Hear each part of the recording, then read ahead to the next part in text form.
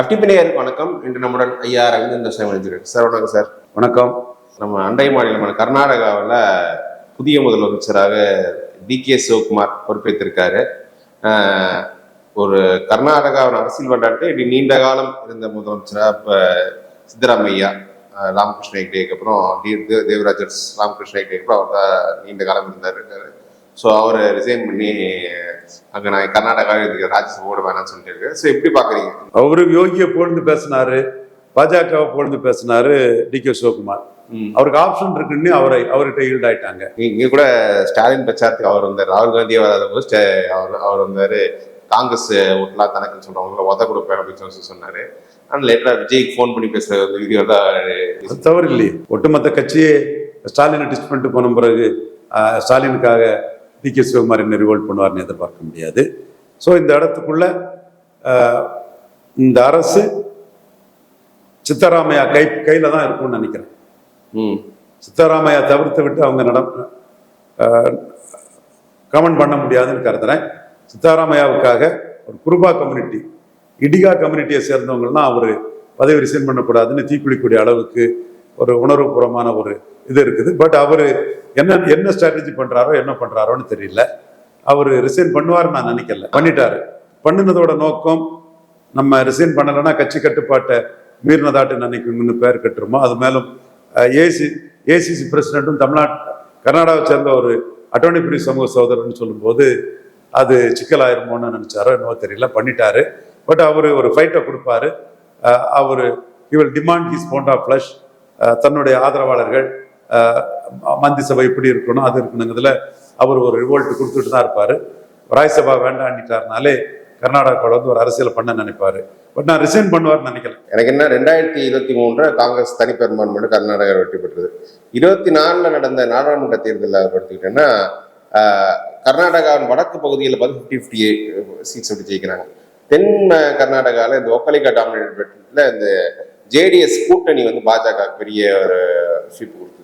இப்ப அதை கவுண்டர் பண்ணது ஒரு ஒக்கலிகா சிஎம் சிவகுமார் உட்காரதால இந்த ஜேடிஎஸ் பாஜக ஆஃபர் பண்ற அந்த லெவரேஜ் டைல்யூட் பண்றாங்களா? அது மட்டும் இல்லையே, அங்க லிங்காயட்ஸ் எதிராக போயிருவாங்களா? 50-50 வடக்கு பகுதியில் ஜெயித்த இதுல லிங்காயட்ஸ் காலி பண்ணி விட்டுருவாங்க வாய்ப்பு இருக்குல்ல. லிங்காயட்ஸ் அவன் பிஜேபி கூட ஃபுல்லா இருக்கிறதுக்குள்ள சூழ்நிலை வந்துடும்ல. விஜயேந்திரா தான் தலைவரா இருக்காரு, எதியூரப்பாவோட சன்னு. ஸோ அந்த ஃபாலோ அவுட்டும் அதுக்குள்ள வரும்ல.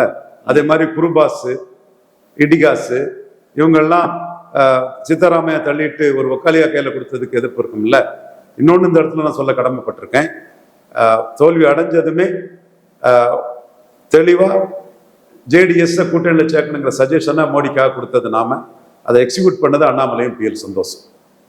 இது நடந்த விஷயம். மோடிக்காக நம்ம திங்க் பண்றோம், மோடிக்கு அதை செய்யறங்கிற நம்ம செய்தோம். உடனே இது வரலாறு. அந்த சந்தோஷம் இல்லாம அதை எக்ஸிக்யூட் பண்ணது அண்ணாமலை. இப்போ ராகுல் காந்தி வந்து இந்தியா முழுக்க caste census, OBC reservation increase பண்ற எல்லாம் பேசுறாரு. பட் ஆனால் அவர் கட்சியிலே ஓபிசி சீஃப் மினிஸ்டர்ஸ் புஷ் பண்ணல. இங்க வந்து ஓபிசிக்காக பெரிய அளவு பேசப்பட்ட ஸ்டாலினே டிச் பண்ணிட்டு போயிட்டு தன்னோட கிறிஸ்டியன் கம்யூனிட்டியை சேர்ந்த ஒருத்தர் வந்து பேக்கிங் கொடுத்துருக்காரு. அப்பர் காஸ்ட் கிறிஸ்டியன் பேக்கிங் கொடுத்துருக்காரு. கேரளாவில் ஒரு நாயரை இப்போ ஒக்கலிகா இங்க ஏன்னா ஒரு கர்நாடகாவை சேர்ந்த ஒரு மல்டிலிங்குவல் நாவலிஸ்ட், ஒரு மோடி சப்போர்ட்டர் எனக்கு நேற்று இதை கொடுத்துருந்தாரு. உங்களுக்கு கூட ஃபார்வர்ட் பண்ணி நினைக்கிறேன். தெளிவாகவே கொடுத்துருந்தாங்க. ராகுல் Gandhi cannot walk the talk பண்ற மாதிரி ஆயிடுச்சு. Yes, he cannot walk the talk லெவல்ல தான் சொல்றது ஒண்ணு செயல்ல ஒண்ணுன்றான் நிற்கிறாரு. தத்ரியாத கோத்திர கவுல் பிராமணரு ஜனுதாரி இந்துனாப்ல அது பிராமணர் மத்தியில எடுபடலை. சனாதன தர்மத்தையும் இந்து தர்மத்தையும் நேசிக்கக்கூடிய பிராமணர் மத்தியில 25% பிராமணர் வந்து ஒரு கிறிஸ்டின் அந்த மாதிரி தான் பார்த்தாங்க. சோனியாவையும் அவங்களும் ரிஜெக்ட் பண்ணிட்டாங்க. மோடியை அவங்க பெரிய அளவில் பிராமண சமுதாயம் பேக்கிங் கம்யூனிட்டியாட்டே ஏற்றுக்கிட்டு ஆதரவு கொடுத்தாப்புல. இவர் சொன்னது நான் பூனல் அணிஞ்ச உயர்ந்த பிராமணன், மோடி தாழ்ந்த பிராமணன், ஓபிசி, அவர் ஒரு ஆயில் பிரஷர், அந்த மாதிரி தான் அவர் அதை கொண்டு வந்தார். அது இல்லைங்கிறத வந்து பிராமண சமுதாயம் நிரூபிச்சு காட்டினாங்க. இப்பவும் ஒரு மோடி சப்போர்ட்டர் ஒருத்தர் தான் சொல்லியிருக்காங்க, power proportionate population caste has proved wrong. நாம் சொல்றது ஒண்ணு செய்யறது ஒண்ணுன்னு கொடுக்குறாங்க. சதீஷன் நாயர், அப்பர் காஸ்ட் நாயர், அவரு Damodara Menon Satheesan Nair, then Sukhu Rajput upper caste, Revanth Reddy upper caste, DKS upper லெவல்ல உள்ள ஒரு காஸ்ட், குருபாஸ் ஓபிசி அவர் வந்து இது பண்ணியிருக்காரு. இங்கேயும் வந்து ஒரு ஓபிசி ஸ்டாலின் பை ஒரு upper caste Christian Vellala Christian வந்து இங்க சிஎம் ஆகிறதுக்கு இங்கேயும் அவர் போயிருக்கிறாரு. அப்போ ஓபிசின்னு பேசுறதெல்லாம் நாடகம், நடிப்பு. ஏற்கனவே நான் உயர்ந்த இந்து பூநூல் அணிஞ்ச விந்துன்னு ஆணவமா ஜாதி வெறியை காட்டி பிராமண சமுதாயத்து மக்களாலே மூக்கறுப்பட்ட சூழ்நிலையில அடுத்த ஒரு வெப்பனா தான் இதை எடுத்திருக்கிறார். எனவே இந்த வெப்பனை எடுத்து அவர் பேசுறது ஓபிசிக்கு ஒரு லாபம் இருக்கு. நம்ம ஒரு இஷ்யூவை அவர் எடுத்து பேசுறது ஓபிசிக்கு ஒரு லாபம் இருக்குது. பிபிசி ஊழலை எடுத்து பேசுறது ஊழல் ஒழிப்புக்கு ஒரு லாபம் வருது. அந்த மாதிரி நம்ம அவர் பேசுறத ஒண்ணுமே இல்லைன்னு நான் துரத்திக்கு போடல. அவர் ரெட்ட வேடம் பேசினாலும் ஒரு ஓபிசிக்காக பேசுறது ஓபிசிக்கு ஒரு பொலிட்டிக்கல் கெயின், ஓபிசி இஷ்யூ வந்து ஹைலைட் ஆகுதுங்கிறத குறைஞ்சபட்சம் அதை நம்ம அங்கீகரிச்சு தான் தெரியும். இப்போ ராகுல் காந்தி பேச ஓபிசி பாலிடிக்ஸால பிஜேபி ஓபிசி கையில் எடுத்து இன்னைக்கு வெஸ்ட் பெங்கால்ல ஓபிசி லீடரான சுவேந்த அதிகாரிக்கு சுவேந்த அதிகாரி சன் ஓபிசி மகிஷா கம்யூனிட்டி, இங்க ஒரு எண்ணிக்கை ஜாஸ்தி உள்ள கம்யூனிட்டி. அவங்க பேரண்ட் அவங்க எல்லாமே வந்து மகிஷா போல்சாட்டை அங்க இருந்தவங்க. அவங்க பகுதியில வெஸ்ட் பெங்கால்ல ஓபிசி சென்ட்ரல் லிஸ்ட்ல அன்ரிசர்வ்டு காஸ்டா இருக்கிறாங்க.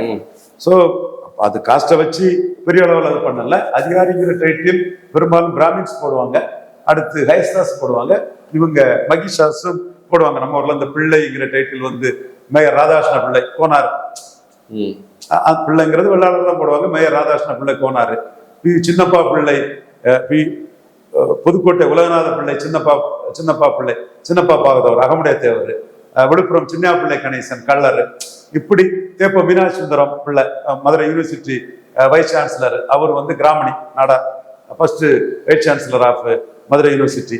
So James I David Koil Pillai, அவர் வந்து ஃபர்ஸ்ட் சீஃப் இன்ஜினியர் ஆஃப் தமிழ்நாடுன்னு ஒரு போஸ்ட் இருந்தது. அந்த போஸ்ட்ல இருந்த ஒருத்தர் அவர் கோயில் பிள்ளைன்னு சொன்னா அவர் கிறிஸ்தவ நாடார். அவர் பிள்ளைன்னா அந்த விஜய்க்கு திருச்சி பிள்ளை வெள்ளாள பிள்ளை மாதிரி இல்லை, நாடார் பிள்ளை. அவர் நாடார் பிள்ளைங்கிற டைட்டில். ஸோ அந்த பிள்ளைங்கிற டைட்டில் வந்து ஒரு அப்பர் டைட்டில்ங்கிற மாதிரி வர்றது மாதிரி அந்த அதிகாரிங்கிற டைட்டில் வந்து பிராமண டைட்டில். மற்ற காஸ்டுகளும் அந்த குலம் உயர்த்தும் வழிகளுக்கு இதில் வச்சிருப்பாங்க. இவர் மகிஷாங்கிற ஒரு கம்யூனிட்டி, யமன் அந்த வழிபாடு அதுலெல்லாம் உள்ளவங்க. ஃபிஷிங்க இது ஆரம்பத்தில் இருந்துகிட்டு அதுக்கப்புறம் ஒரு தரப்பு வந்து ட்ரேடிங் அக்ரிகல்ச்சர்னு போய் ஓரளவு வளர்ந்த ஒரு ஓபிசி கம்யூனிட்டி. அந்த கம்யூனிட்டில இருந்து தான் மம்தா பானர்ஜிக்கு எதிராக சுவந்த அதிகாரிய பாஜக போட்டிருக்காங்க. இப்போ கம்மிங் டு தமிழ்நாடு, உதயநிதியோட ஸ்பீச் இளைஞரணி இதில் பேசும்போது ஸ்டாலினோட ஸ்டேட்மெண்ட்ஸ் எல்லாம் பார்க்கும்போது திமுக ஒரு ஆன்டி காங்கிரஸ் லைன்ல கொஞ்சம் ஸ்ட்ராங்கா எடுத்துட்டாங்க. நாம கூட எதிர்பார்த்தோம் திமுக லேட் டவுன் த லைன் காங்கிரஸ்க்கு ஒரு ஆப்ஷன் ஓப்பன் பண்ணுவாங்க அப்படின்னு நினைச்சேன். பட் ஆனால் ஸ்டாலினும் உதயநிதியும் ஸ்ட்ராங்கா ஆன்டி காங்கிரஸ் லைன் எடுத்திருக்காங்க.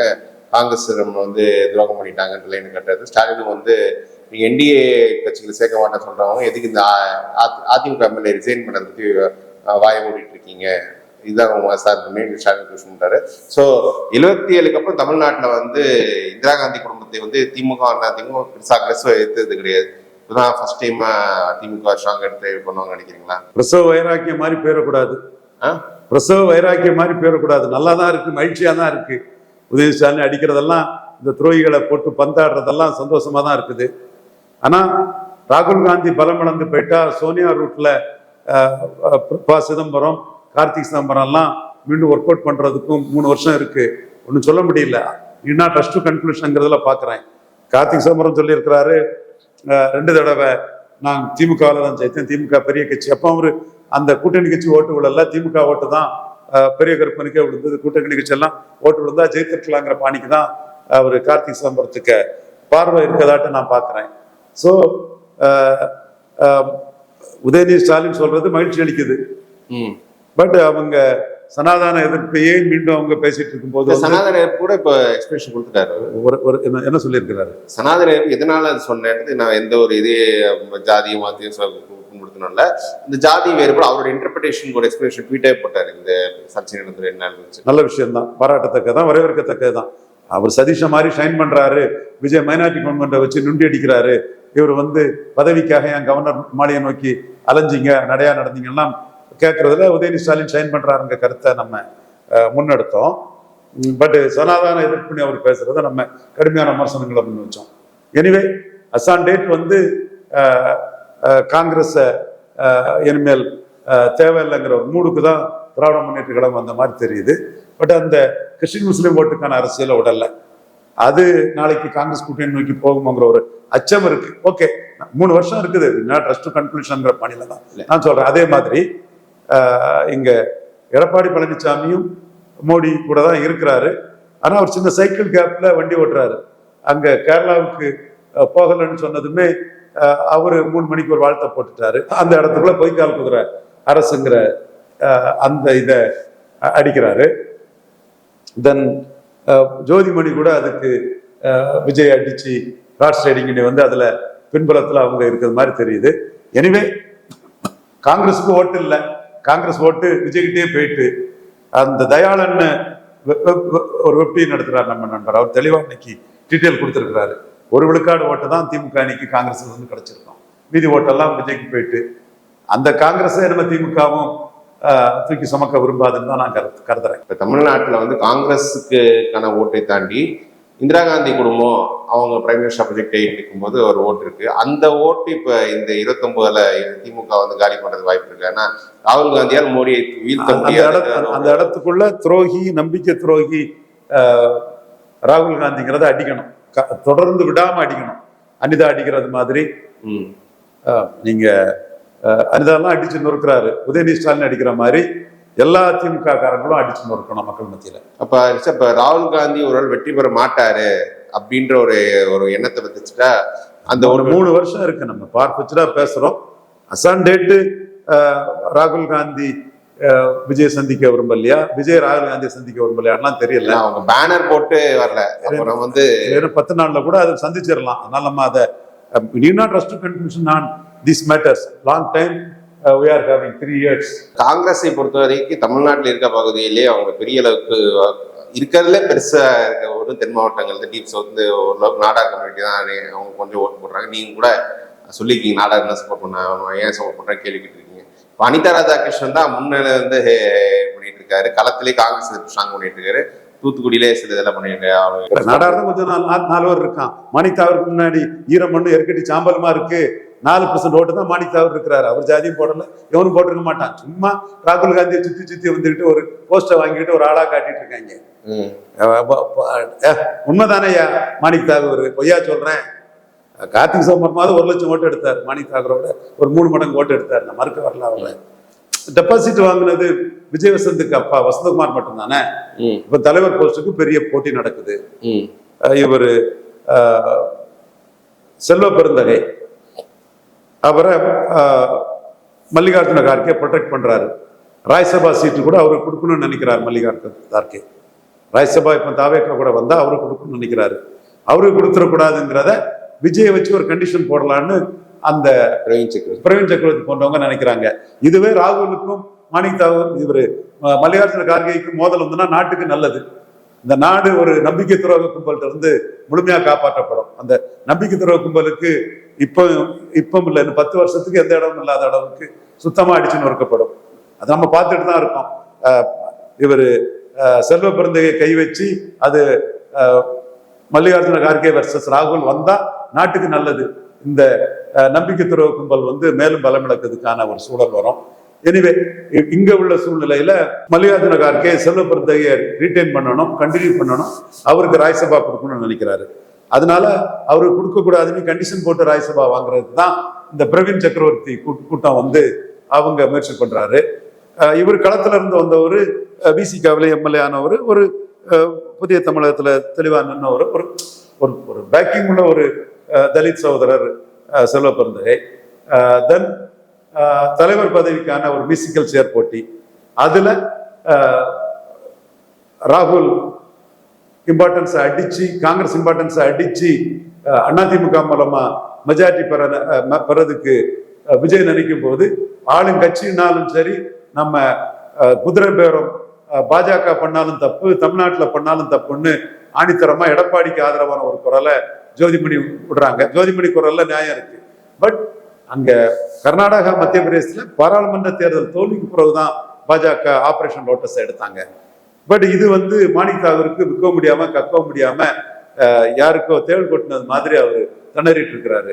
அவரும் தரப்பும் வந்து மாநில தலைவருக்கு இருக்காங்க. அவரை விட்டுறக்கூடாதுன்னு கார்த்திக் சிதம்பரம் இவருக்காக ரொம்ப ராகுல் வரிஞ்சு கட்டிட்டாருன்னா போர் பொலிட்டிக்ஸே பண்ணதுக்கு முடிவு பண்ணிட்டாங்க சிதம்பரம் தரப்பு. போர் பொலிட்டிக்ஸ்ல அவங்க இல்லாம ராகுல் காந்தியால ஒரு மத்திய அரசுக்கு எதிரான ஒரு கருத்துக்களை சொல்றது, கிவன் பொலிட்டிக்கல் சிச்சுவேஷன் என்னங்கிறத அப்ரைஸ் பண்றது, ஒரு தேர்தல் அறிக்கை, இந்த மாதிரிப்பட்ட இதுக்கு ஒரு எக்கனாமிக் லெவல்ல உள்ள ஒரு பாலிசியை சொல்லி பயில் சொல்றதுக்கு சிதம்பரத்தை விட்டா அவங்களுக்கு வேற ஆள் இல்லை. ஏற்கனவே கார்த்திக் சிதம்பரமும் அந்த பகுதியில் ஒரு பவரா தான் இருக்கிறாரு. ஸோ அவங்க கார்த்திக் சிதம்பரத்துக்கு வேணும்னு ஒரு பவர் பொலிட்டிக்ஸ் நடக்குது. இவங்க ஜோதிமணி அவங்க நினைக்கிறாங்க, இவங்க கேண்டிடேட் நினைக்கிறாங்க. இந்த இடத்துக்குள்ள மல்லிகார்ஜுன கார்கே வந்து செல்வ பிறந்தைய தலித் லீடரை டிஃபெண்ட் பண்ணி கொண்டு போகலான்னு நினைக்கிறாப்புல. இன்னும் சொல்ல போனா மேலூர்ல டிக்கெட் கிடைச்சதே மல்லிகார்ஜுன கார்கேக்கு தான். விஸ்வநாதன் நம்ம நண்பர், ராமச்சந்திர ஐயர் காலத்துல இருந்தே நமக்கு நண்பர். ராமச்சந்திர ஐயர் வந்து விஸ்வநாதன் நெருக்கம். அப்ப அந்த இதுல நாம அவரு டிக்கெட் கிடைக்காம இது மேலூர் மட்டும்தானே அனௌன்ஸ் பண்ண வேண்டியது இருந்தது. அந்த டைம்ல நம்மகிட்ட போன் பண்ணும்போது நம்ம சொன்னோம், கேளுங்க, இங்க இவரு தேவர் லாபியில இவரு தேவர் ஓட்டெல்லாம் ஒண்ணும் கிடையாதுங்க, இங்க சும்மா வெட்டியா எவன் ஓட்டுக்கோ இவங்கெல்லாம் மஞ்சா குடிச்சிட்டு இருக்காங்க. யார் மாணிக் தாகூர் எல்லாம். காங்கிரஸ் எல்லாம் தேவர் ஓட்டு கிடையாதுங்க. எத்தனை கட்சிக்கு தான் தேவர் ஓட்டு போடுவாங்க, காங்கிரஸுக்கு என்ன தேவர் ஓட்டு இருக்கு? அதனாலதான் விஜய் வசந்த் கூட வரலாம், நாடாளுமன்ற ஓட்டு போடலாம் ஏமாந்து. தென் இந்த இடத்துக்குள்ள இவங்க ஒரு கேண்டிடேட்டை புஷ் பண்ணுவாங்க, கார்த்திக் சிதம்பரம் தரப்பு ஒரு கேண்டிடேட்டை புஷ் பண்ணோம்.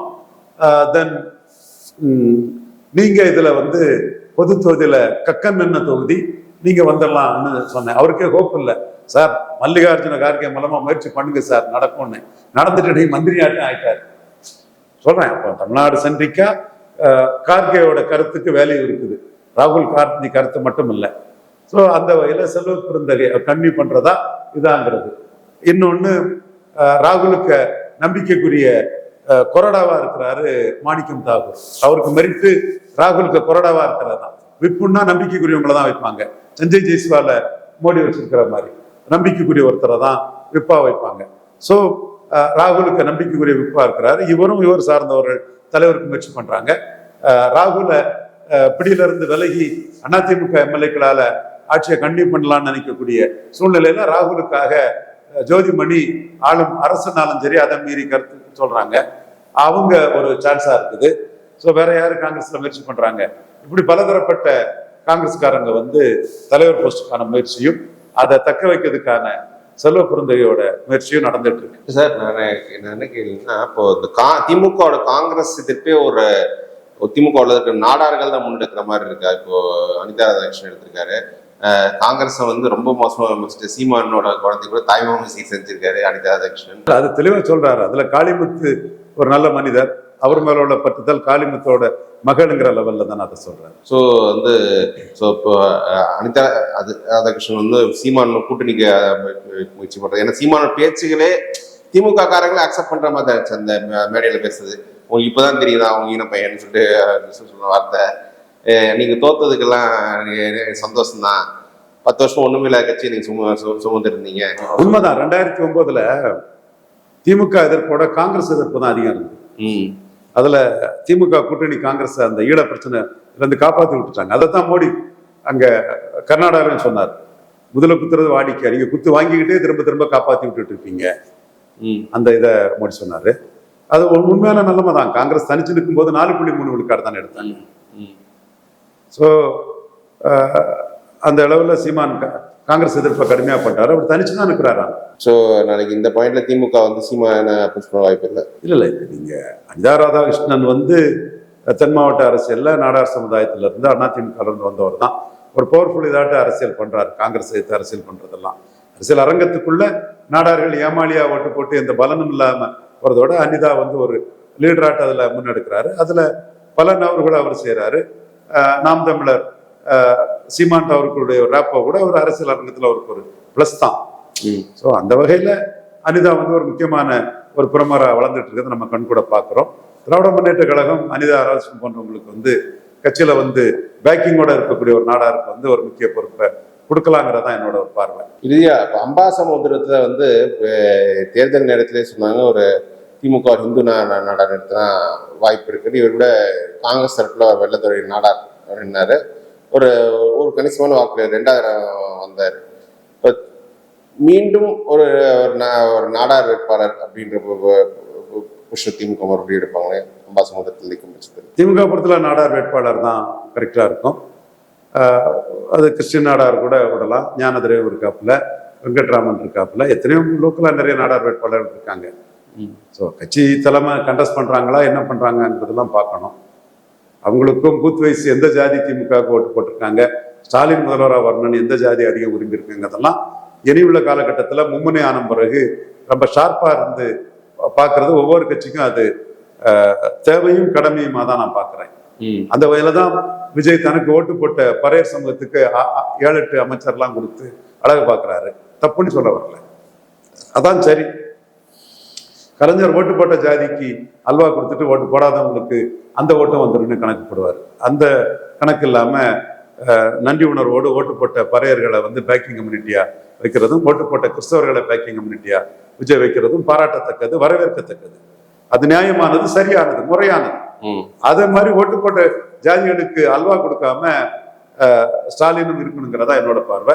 அந்த வகையில ஒவ்வொரு பூத் வயசா திமுக கழகத்துக்கு வந்து இன்னைக்கு இத்தனை சதவீத வாக்கு விழுந்திருக்குன்னா இந்த ஆவரேஜ் வாக்கை விட அதிக அளவு நாடார் சங்கத்துல திராவிட முன்னேற்ற கழகத்துக்கு ஸ்டாலின் தலைமைக்கு விழுந்திருக்குதுன்னா 4-5 பேர் ஓட்ட போடாம என்னத்தையும் பேசிட்டு இருக்கக்கூடிய அந்த அரசியலை புறந்தள்ளி ரியலா யார் ஓட்டு போட்டிருக்காங்க, அவங்களுக்கு திராவிட முன்னேற்ற கழகத்துல எந்த அளவுக்கு நாம முக்கியத்துவம் கொடுக்கணுங்கிறத மு.க. ஸ்டாலின் பார்த்தாங்கன்னா நாடார் சமுதாயம் தான் திராவிட முன்னேற்ற கழகத்துக்கு முஸ்லிம்களுக்கு அடுத்தபடியா நியாயத்தை பேசணும், உண்மையை பேசணும். இஸ்லாமியர்களுக்கு அடுத்தபடியா நாடார் சமுதாயம் தான் திராவிட முன்னேற்ற கழகத்துக்கு அதிக அளவு வாக்களிச்சதாட்டு நான் கருதுறேன். கிறிஸ்தவர்கள் திராவிட முன்னேற்ற கழகத்தை பெரிய அளவு செட் பண்ணிட்டாங்க. மற்ற இதுலயும் வந்து ஓரளவு வாக்கு வந்திருக்காங்க, வரலன்னு சொல்ல வரல. சராசரி வாக்கு எவ்வளவு, சராசரியை தாண்டி வாக்களித்த சமூகம் இது, சராசரியை விட ரொம்ப கீழே வாக்களித்த சமூகம் இது. இதை வந்து திராவிட முன்னேற்ற கழகம் பூத் வைஸ் நடுநிலையாளர்களை வச்சு ஆய்வு பண்ணி மு.க. ஸ்டாலின் அவர்களும் உதயநிதி ஸ்டாலின் அவர்களும் இதை பார்க்கறது அடுத்த கட்ட அரசியல் நடவடிக்கைகளுக்கு அவங்களுக்கு வந்து சரியான பாதையில செல்வதற்கு அது ஒரு உந்து சக்தியாட்டும் ஒரு தேவையான ஒன்றாட்டம் இருக்குன்னு நான் பார்க்கிறேன். காரணம் திமுக வர்சஸ் அதிமுக அரசியல் அல்ல. இன்னைக்கு நடக்கிறது மும்முனை போட்டி, மியூசிக்கல் சேர், டக்குன்னு இருக்கணும். 2 சேர் தான் போட்டிருப்பாங்க.